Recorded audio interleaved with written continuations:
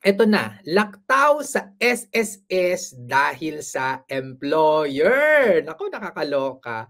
Kasi marami po talagang mga lumapit sa akin 'no at mga nagme-message 'no.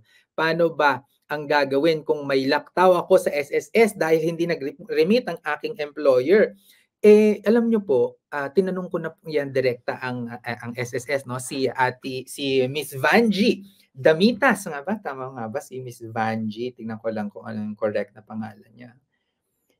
Vanji Diamitas, ayan. So si Vanji Diamitas po ang nakausap natin sa SSS at ang, tinanong ko, paano yung mga nagrereklamo 'no, na may laktaw sila sa kanilang SSS contributions dahil sa employer 'no? Katulad na lamang nitong si Freddy Penetrante at ang sabi ni Freddy ay, "Sir, ano po yung mangyayari sa laktaw na hulog ng employer? Ano po ang mapapayo niyo sa amin?" Gano'n din si Aprilyn, ang daming laktaw nung sa'kin gawa ng mga employer na 'di naghuhulog pero binabawas sa payslip.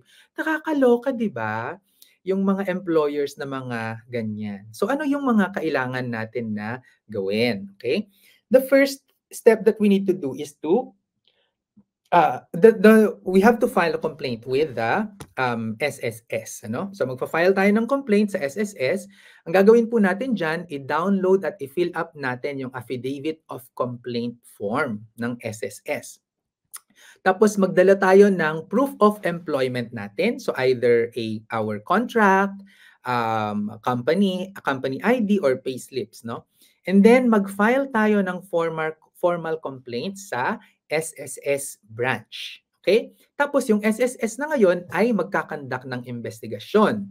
At kapag ngayon ang employer ay at fault, ay pagbabayarin yung employer ng mga na-miss para mapunan yung mga nalaktaw or puwedeng ikaw mismo yung magbayad kung sakaling nagsara na yung, kumpanya na pinagtrabahuhan mo.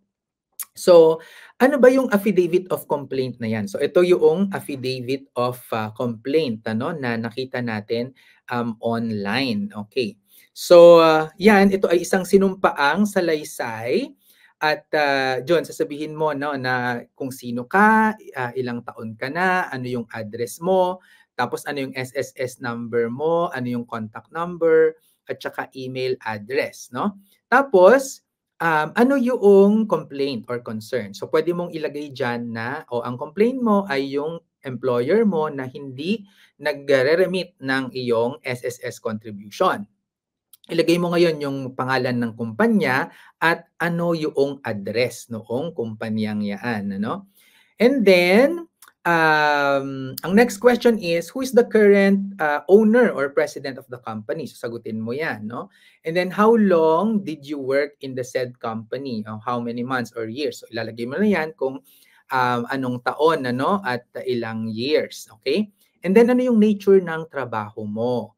Tapos, how much is your monthly salary? Have you been deducted in your SSS contribution? If yes, magkano, no? And then magsa-sign ka na tapos ipapa-notaryo natin 'yaan, okay? So ayan mayroon na tayong, solusyon para sa mga, laktaw natin sa SSS, contributions na hindi binayaran ng ating employer. So sana Freddy, Aprilyn, ito ay makatulong sa inyo. Ayan, ako po si Sir Vince, ang inyong financial guro, nagsasabing ang pagyaman na pag-aaralan at napagtutulungan.